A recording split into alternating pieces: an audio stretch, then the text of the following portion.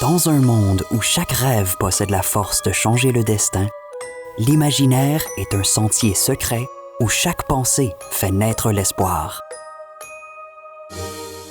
Raconte-moi ça.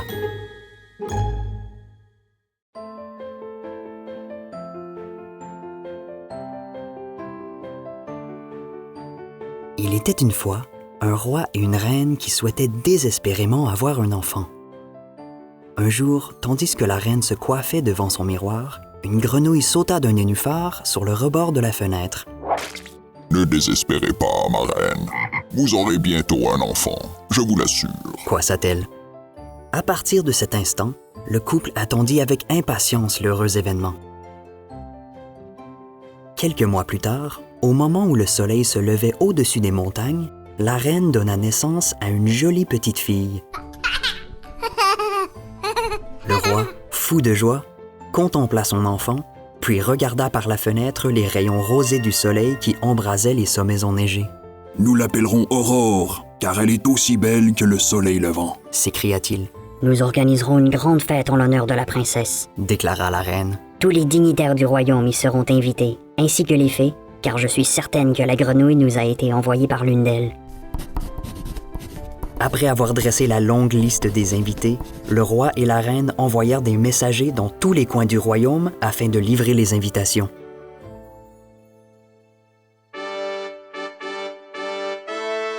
Le jour de la grande fête arriva enfin.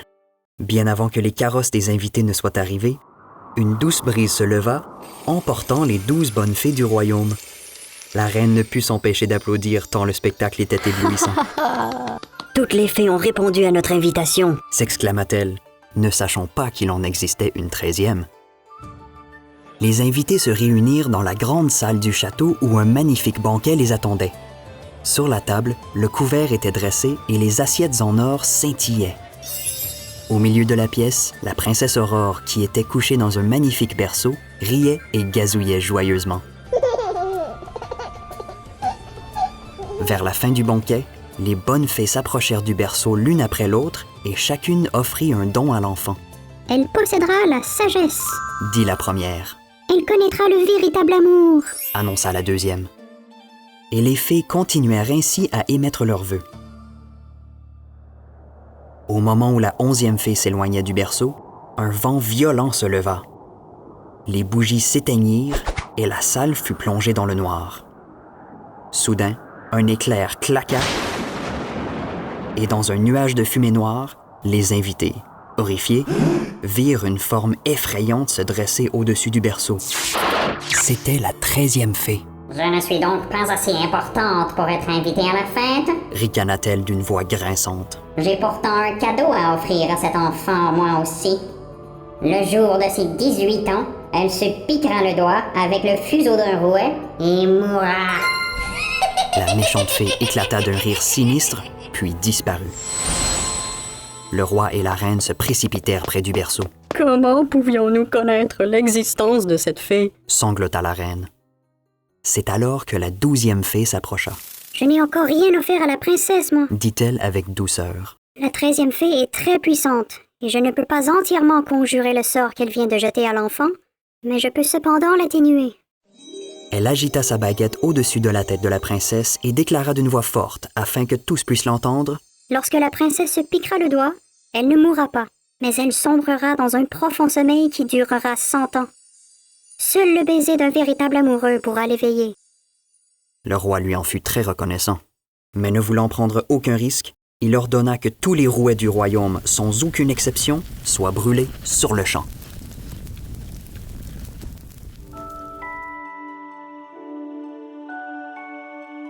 En grandissant, la princesse Aurore devint une jeune fille d'une incomparable beauté dont l'intelligence et la sagesse étaient connues de tous.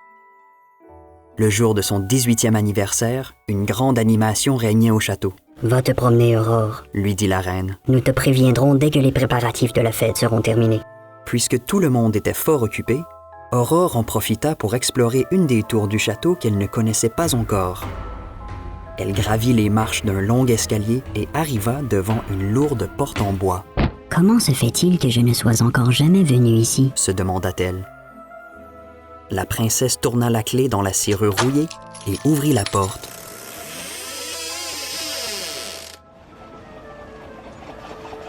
Un étrange spectacle s'offrit à elle.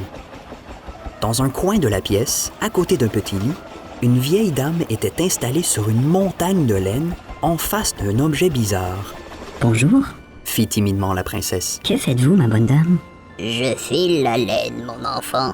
Répondit la vieille. Ça, c'est un fuseau, et ceci, un rouet. Voilà comment on s'en sert. » Ajouta-t-elle en tournant la laine entre ses doigts noueux et en la roulant rapidement autour d'un fuseau.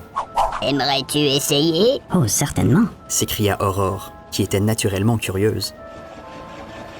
La vieille dame lui présenta le fuseau du côté de la pointe et, dès que la princesse tendit la main, un éclair traversa la pièce et un rire méchant se fit entendre. Effrayée, Aurore sursauta et se piqua le doigt. Aïe! Aussitôt, elle s'effondra sur le lit, profondément endormie.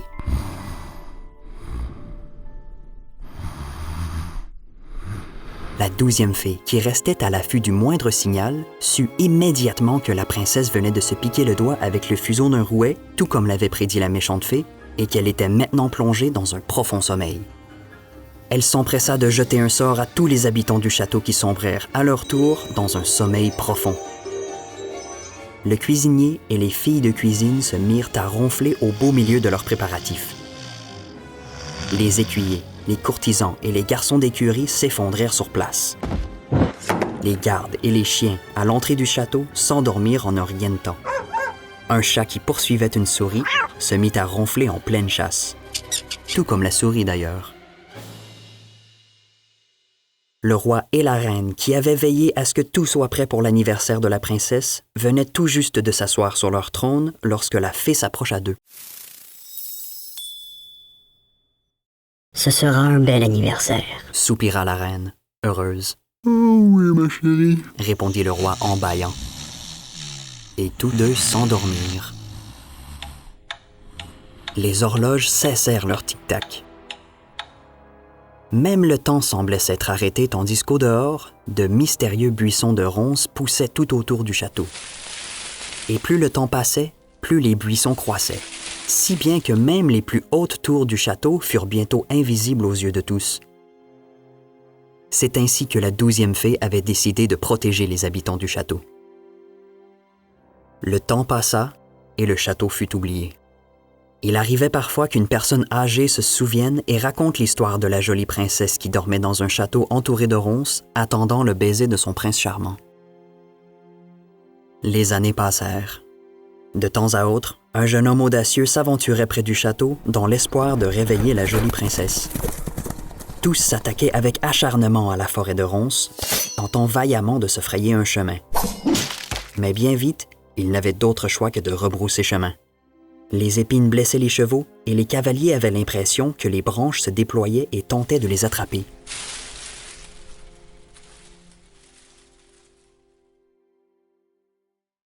Cent ans plus tard, bien peu de gens connaissaient l'histoire de la Belle au bois dormant. Certains l'avaient racontée à leurs enfants avant de mourir, mais plusieurs d'entre eux étaient décédés. Un jour, un jeune prince traversa un petit village qui était situé non loin du château. Il s'arrêta pour discuter avec les paysans et leur posa toutes sortes de questions sur la région. Un vieil homme regarda le prince dans les yeux et lui demanda « As-tu déjà connu le véritable amour, mon fils ?» ?»« Non, répondit le prince. Mais je souhaite le connaître un jour. »« Alors tu es l'homme tout désigné pour réveiller notre Belle au bois dormant. » s'exclama le vieil homme au prince tout en racontant l'histoire de la princesse Aurore. Le prince sentit son cœur bondir dans sa poitrine. « Je la trouverai !» s'écria-t-il. Le prince sauta sur sa monture et chevaucha à vive allure jusqu'à la forêt de ronces. Il y avait 100 ans, jour pour jour, que toute activité avait cessé au château. Alors qu'il s'approchait de la forêt de ronces, le jeune homme se rendit compte que les branches épineuses s'amollissaient telles des algues. Il put donc la traverser sans aucune difficulté. En arrivant au château, le prince vit des douzaines de chevaux et des chiens endormis. « Comme c'est étrange, » murmura-t-il. « Cet endroit est sûrement enchanté. » Il pénétra dans la grande salle et regarda tout autour de lui. Le roi, la reine, les serviteurs, tous dormaient profondément à l'endroit même où ils s'étaient effondrés 100 ans auparavant. Le prince fit le tour du château et gravit l'escalier qui menait en haut de la tour, celle que la princesse avait empruntée le jour de son 18e anniversaire. En entrant dans la pièce, il aperçut Aurore allongée sur le lit. Ses cheveux étaient étalés sur l'oreiller, formant un halo doré, tel le soleil du matin, et ses lèvres étaient aussi délicates qu'une pétale de rose. Le prince s'agenouilla auprès de la jeune fille et l'admira. Au plus profond de son cœur surgit un sentiment qu'il n'avait encore jamais éprouvé. Ce doit être le véritable amour, Se dit-il. car j'ai l'impression de la connaître depuis toujours. Avec amour, il prit la main de la princesse et la porta à ses lèvres. La jeune fille ouvrit aussitôt les yeux et lui sourit. Subitement, la vie reprit au château. Le chat bondit sur la souris qui l'évita et s'enfuit à la cuisine où les filles hurlèrent de peur. À la porte du château, les gardes bâillèrent et se frottèrent les yeux tandis que les chiens se mirent à aboyer sans aucune raison. Les serviteurs continuèrent à courir dans tous les sens afin d'achever les préparatifs de la fête d'anniversaire de la princesse. « Tout est poussiéreux ici. » S'exclama la reine, Peu importe, fit le roi. laissons la fête battre son plein. Oh, je dois vite prévenir Aurore afin qu'elle se prépare pour la fête. S'écria soudainement la reine, se souvenant que c'était l'anniversaire de sa fille.